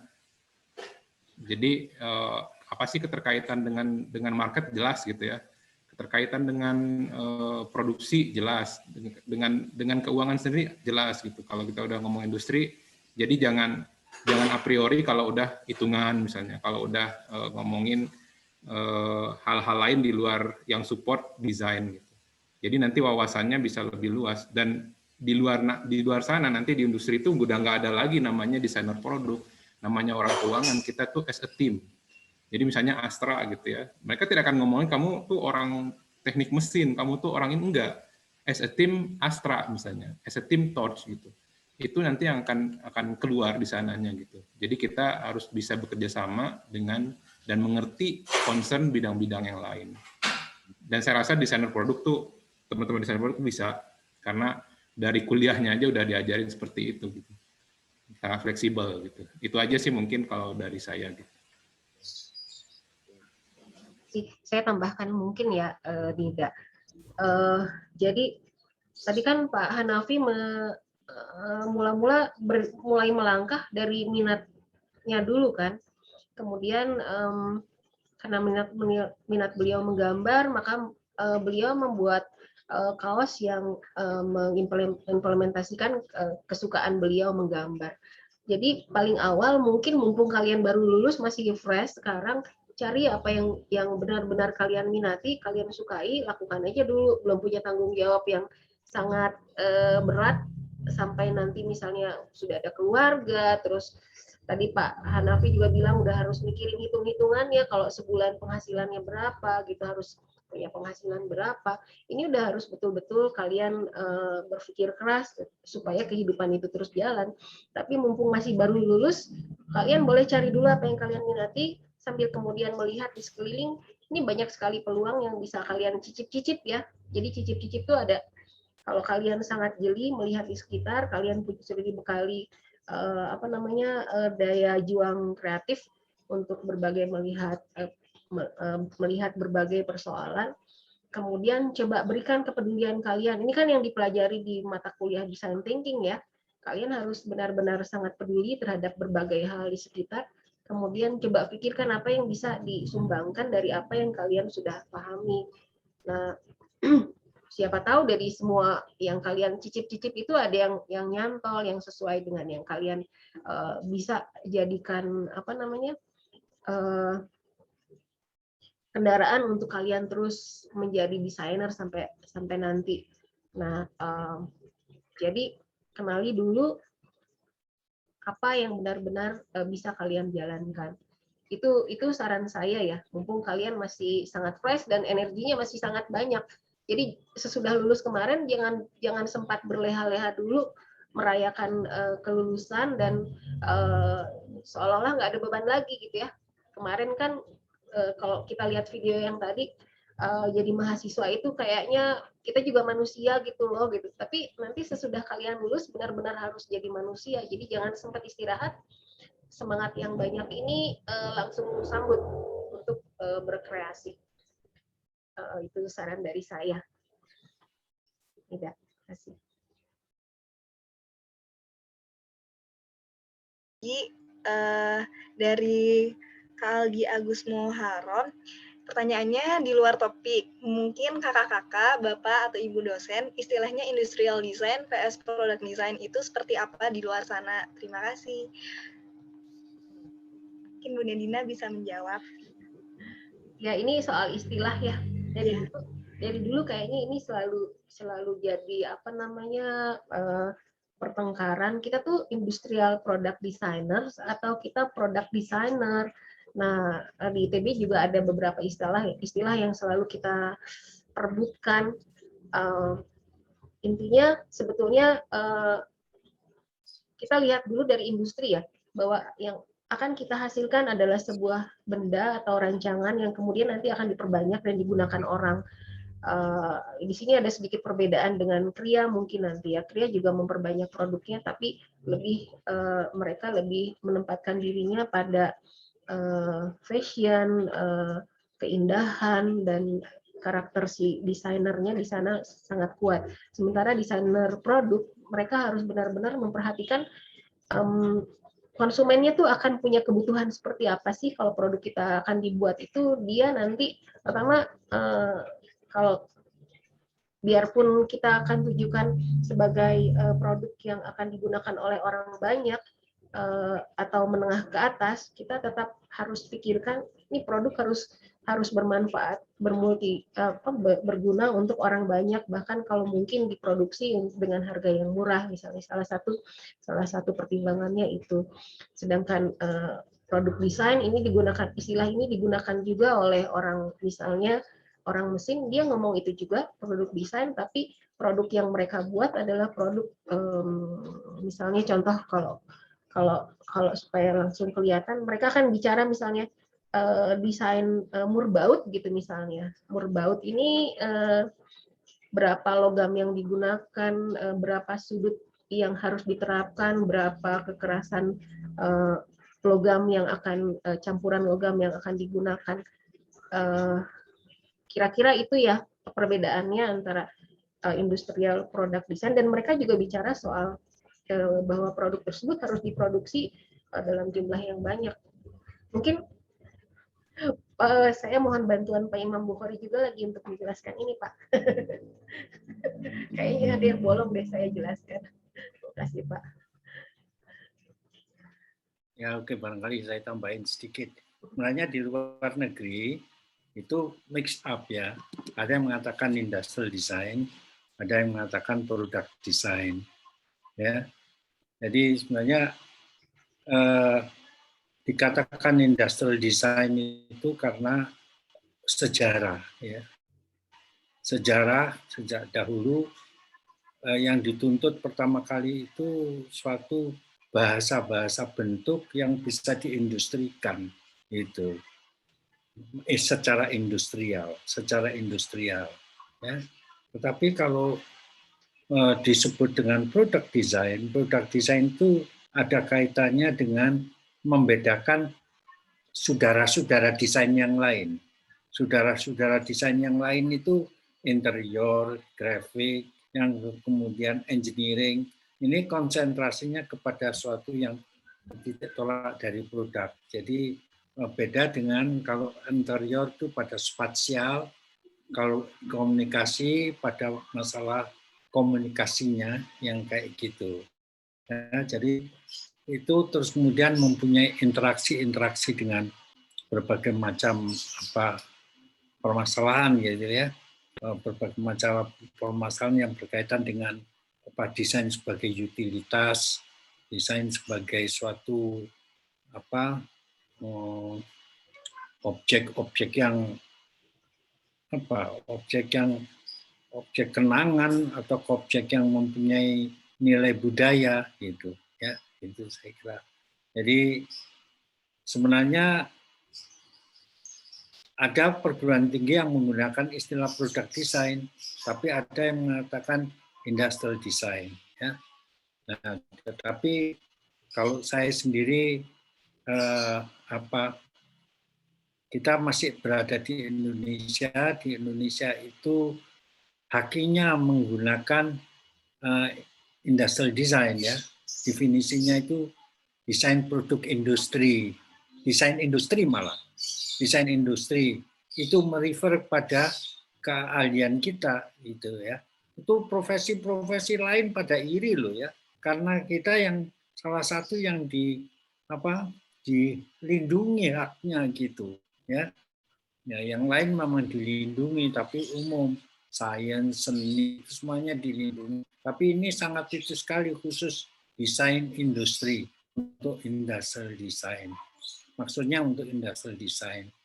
Jadi arti itu jadi jangan terlalu dirisaukan ya. Apakah produk maksudnya sama gitu. Saya kira begitu. Terima kasih Pak. Baik, Bapak Ibu, ini ada pertanyaan lagi dari Krista dari DP Padomoro University. Jadi ini juga ada himpunan-himpunan desain produk di luar ITB ya. Ini ada bertanya, menurut Bapak Ibu kalau setelah kuliah ke luar negeri lalu kembali ke Indonesia, baiknya kerja langsung, membuat usaha atau bagaimana? Atau lebih baik kalau bisa mengambil kesempatan bekerja dulu di luar negeri? Terima kasih. Mungkin bisa menjawab alumni-alumni dan dosen. Mungkin ini yang enaknya menjawab Pak Didi, Pak Dedi, dan bapak-bapak yang banyak lama di luar ya kayaknya. Saya nanti kalau menjawab, karena saya pernah di luar pun saya harus buru-buru pulang waktu itu karena beasiswa saya habis.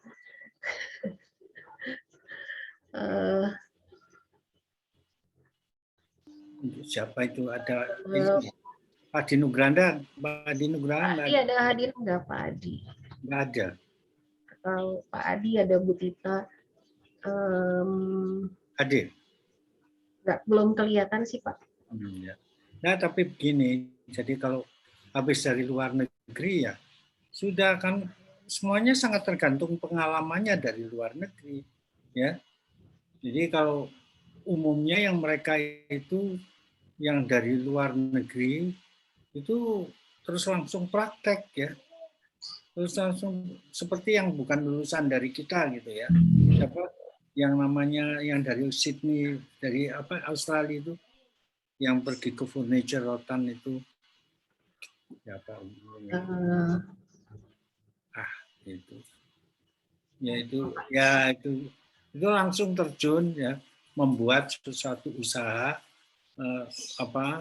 mempunyai office design, tapi kemudian mensupply ke industri, membuat biro-biro desain, atau langsung kalau mau ya menjadi konsultan di industri, ya menjadi konsultan di industri. Sementara Anda sendiri barangkali bisa membuat office design sendiri, terus berkonsultasi kepada industri. Atau kalau memang itu sulit, ya membuat usaha sendiri, gitu. Nah ini yang sebenarnya untuk negara-negara berkembang, kebanyakan Australia pernah mengalami itu. Ya Australia itu mengalami kesulitan, desainernya tidak bisa bekerja di industri karena sudah mereka itu sudah sangat masinal sekali. Jadi tuntutan dari desain itu sedikit, lantas mereka mempersilahkan lulusan-lulusannya itu langsung membuat industrinya sendiri, encourage membuat industrinya sendiri, meskipun itu bukan lahannya ya, tapi banyak itu terjadi gitu ya. Nah, saya kira fenomena di Cina sekarang juga seperti itu ya. Jadi banyak lulusan-lulusan lantas membuat sesuatu industrinya sendiri masing-masing gitu. Ya, soalnya itu Cina itu membuat satu revolusi di dalam desain luar biasa ya. Jadi begitu dia mempunyai satu momentum ya di Cina itu setelah dapat itu dari Amerika ya, kan mereka itu fandomnya itu adalah pergi ke Amerika juga, tapi setelah ada friksi dengan Amerika, mereka memperkuat, terus kemudian membuat sekolah-sekolah desain luar biasa, sangat mendadak sekali, kurang lebih sekitar 15 tahunan yang lalu itu mulai timbul di mana-mana sekolah desain. Dan akhirnya desain itu sekarang menjadi ujung tombak ya, khususnya desain produk ya, itu menjadi ujung tombak di Cina ya. Jadi karena apa? Karena dia tolak, kalau semua teknologi sudah dipecahkan, yang dibutuhkan adalah desain. Nah, itu barangkali begitu ya. Jadi Anda juga bisa merintis hal itu di Indonesia ya. Oke. Saya mungkin boleh mewakili Pak Adi mungkin ya sedikit. Selama beliau melakukan studi di luar di Finland cukup lama, dan sambil beliau menjalani studi, beliau juga membangun studio beliau, dan beberapa persoalan yang beliau munculkan sebagai persoalan desain diambil dari tanah air, dan material yang digunakan pun adalah material yang ada di Indonesia. Beliau sering bolak-balik mengambil data ke Indonesia, bahkan studi yang pernah diambil dan dilakukan pun misalnya mengambil persoalan ke Afrika misalnya, karena beliau menganggap persoalan di sana agak mirip dengan di Indonesia. Nah, mungkin saran saya, karena kita adalah desainer Indonesia, jadi mungkin dimanapun kita berada, ketika kita sedang ada masih berada di luar negeri, mungkin kita bisa coba melihat sekarang media informasi sangat mudah kita gunakan, dimanapun kita berada kita bisa browsing data-data yang ada di lokasi yang ingin kita kembangkan. Jadi ini bukan persoalan, yang saya sarankan adalah mencoba untuk selalu memikirkan apa yang ada di tanah air. Tujuannya untuk itu, karena kita ingat tadi pesan Pak Rektor atau di salah satu lagu di perpisahan di acara wisuda itu adalah bahwa kalian akan menjadi pahlawan bangsa ya, kalau nggak salah. Ya, karena kita akan selalu kembali ke tanah air kita, dan tentu persoalan yang kita pecahkan adalah persoalan tanah air dimanapun kita berada. Baik nanti membuat studio seperti Pak Adi membuat studio di Finland, tapi beliau tetap mengolah bambu karena di Finland nggak ada bambu. Jadi ketika beliau pulang ke Indonesia, beliau udah siap untuk membuat workshop bambu, dan kemudian malah nanti produk itu dijual ke Finland gitu misalnya ketika produk tersebut sudah jadi. Kira-kira itu sih yang saya bisa wakili Pak Adi. Mudah-mudahan nggak salah ya Pak Adi, kalau ada Pak Adi. Itu Nida. Oke, terima kasih banyak Pak Imam dan Bu Nedina. Ini ada pertanyaan lagi menarik dari Himafi atau Himpunan Mahasiswa Fisika ya. Selamat siang, Kak. Saya ingin bertanya faktor-faktor apa saja yang bisa membuat karya itu terbaik dan yang lainnya. Seperti pada contohnya di website kan dikategorikan 3 terbaik. Nah, itu tuh berdasarkan apa saja penilaiannya? Karena background saya bukan seni. Saya selama ini tahunya seni itu relatif. Jadi mungkin yang terbaik untuk A belum tentu jadi yang terbaik untuk B. Jadi bagaimana bisa menentukan suatu karya itu terbaik secara general? Terima kasih, Kak. Mungkin ini dari website yang tadi ya, ada 3 karya terbaik mahasiswa gitu, karya tugas akhir. Mungkin Bu Nedina bisa menjawab. Oke, Nida, makasih. Jadi tadi siapa dari Himafi ya, mahasiswa fisika. Oke, kalau gitu kalian mahasiswa fisika kenalannya kurang dalam nih sama orang FSRD. Jadi beliau namanya siapa tadi, dia harus jalan-jalan ke FSRD dan lihat betul bahwa di FSRD itu ada seni rupa, ada desain, dan ada kriya. Nah, dia harus sangat jelas melihat ketika dia datang ke seni rupa, maka dia akan melihat para seniman yang boleh-boleh aja bikin apapun, sangat subjektif ya. Kalau orang nggak suka ya terserah, pokoknya saya seniman, saya mau bikin ini gitu ya. Nah, kemudian ketika dia lihat ke kriya, dia di situ juga lihat seniman yang tapi ketika dia mau berkarya dia pertimbangkan dulu karya ini akan dibuat buat siapa gitu. Nah, ketika dia berpikir siapa yang akan menggunakan produknya, maka dia akan berpikir, oh kira-kira ibu-ibu ini suka warnanya merah, maka saya akan bikin desainnya warnanya merah gitu ya. Nah, lebih jauh lagi ketika dia lihat desain, dia harus kenalan dengan desain. Desain kebagi 4 kan tadi Pak Imam sudah singgung, ada desain komunikasi visual, ada desain interior, ada desain produk, dan satu lagi, saya kok lupa ya. Desain produk, desain interior, desain komunikasi visual ya, desain grafis. Nah, itu juga penekanannya beda-beda. Yang penting desain itu sebetulnya dibuat untuk memudahkan kehidupan orang. Jadi dia nggak bisa seperti seniman bikin suka-suka saya gitu. Jadi dia akan sangat berpikir nih produk kalau digunakan, bikin sepatu misalnya. Sepatu harus enak digunakan. Kalau orang nggak nyaman menggunakannya, maka mungkin matanya akan cacat atau entah ada sesuatu yang terjadi. Nah, nanti juga dia akan pertimbangkan material yang digunakan apa supaya nyaman, dan kalau harus dibersihkan, materialnya apa supaya mudah dibersihkan. Kemudian siapa yang akan menggunakan, kelas ekonomi bawahkah, menengahkah, atau ataskah? Maka harganya juga nggak boleh terlalu mahal, atau kalau mau mahal pun berapa gitu. Bagaimana cara produksinya? Nah, jadi tadi Himafi yang bertanya, ayo kenalan lebih jauh dengan kami, desain produk itu apa saja, sehingga 3 produk terbaik itu masing-masing tadi sangat berbeda ya. Produk yang dibuat oleh Zainab, produk yang dibuat oleh Gaza, dan produk yang dibuat oleh David itu sangat berbeda. Zainab dia betul-betul memperhatikan persoalan lingkungan, dia bicara soal limbah minyak goreng yang selama ini jadi limbah di alam. Nah, Zainab memikirkan bagaimana karakter minyak goreng ini, bagaimana dia dikelola oleh kita lihat dulu di tempat sampah itu diapain orang gitu ya. Nah, sampai dia cari adakah orang yang mengolah minyak goreng dan gimana cara ngolahnya. Sampai kemudian Zainab membuat sebuah alat yang nanti hasil minyak goreng, limbah minyak goreng ini menjadi bisa digunakan kembali. Ini kriterianya banyak sekali.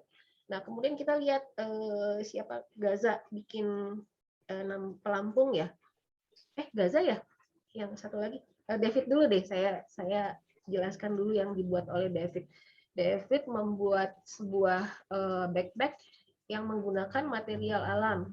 Nah, ini pertama dia harus pahami dulu betul-betul material apa yang digunakan, bagaimana mengolahnya, bagaimana produk ini sehingga terlihat sangat baik dan nyaman digunakan, dan harganya mungkin kalau mau mahal seperti apa, kalau mau murah seperti apa, siapa yang menggunakan.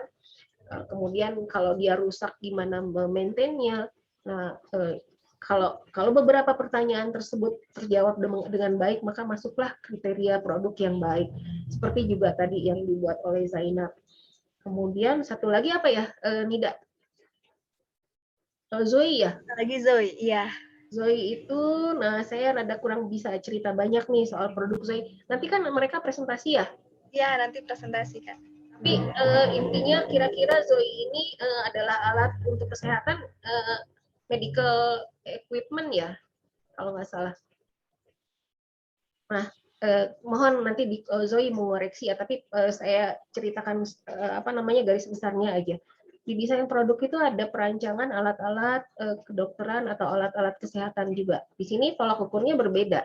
Jadi misalnya kalau alat kedokteran, kita akan melihat dokternya yang menggunakan, perawatnya yang menggunakan, pasien yang menggunakan, masing-masing sebagai stakeholder mereka memberikan batasan bahwa produk tersebut harus punya kualifikasi seperti apa. Kemudian nanti ada misalnya ada energi yang digunakan, apakah dia menggunakan energi listrik, kemudian ada apakah ada unsur digital yang diterapkan. Nah, di sini ada kriteria yang kemudian membuat kita memberikan penilaian bahwa produk tersebut baik atau kurang baik. Jadi pada desain itu unsur melihatnya sangat banyak, jadi sangat berbeda dengan yang tadi Imafi sampaikan bahwa di seni rupa itu objeknya sangat subjektif, desain tapi bukan seni ya, jadi harap dibedakan. Itu kira-kira yang saya bisa jelaskan, mudah-mudahan bisa menjawab. Makasih Nida. Oke, terima kasih Bu Nadina. Mungkin karena akhirnya waktunya udah habis ya, 14.55, 5 menit lagi. Jadi mungkin disudahi dulu opening Inventa dan silaturahmi alumni dan dosennya. Terima kasih semuanya, Pak Imam, Bu Nadina, dan dosen-dosen, serta alumni, teman-teman semua, HMJ yang udah datang juga, untuk udah meluangkan waktunya gitu ya, cukup lama 2 jam. Ini mungkin selanjutnya ada lanjutannya akan dilanjutkan oleh Inventalk atau penjelasan tentang karya tugas akhir terbaik yang dibawakan sama Kak Zoy dan Kak Zainab gitu, untuk dosen-dosen dan HMJ yang mungkin udah mau ada urusan lain atau apa, boleh, ini opsional, jadi boleh ikut atau boleh juga live Zoom-nya gitu. Terima kasih semuanya. Oke, mungkin kita istirahat dulu sampai jam 15.00, nanti dimulai lagi untuk acara Inventalk-nya di Zoom ini juga masih sama. Oke, terima kasih semuanya. Kita istirahat dulu ya. Ya, Ibu Nadina, terima kasih banyak, Bu. Sampai ketemu, udah Hanafi. Terima kasih Pak Imam. Ya.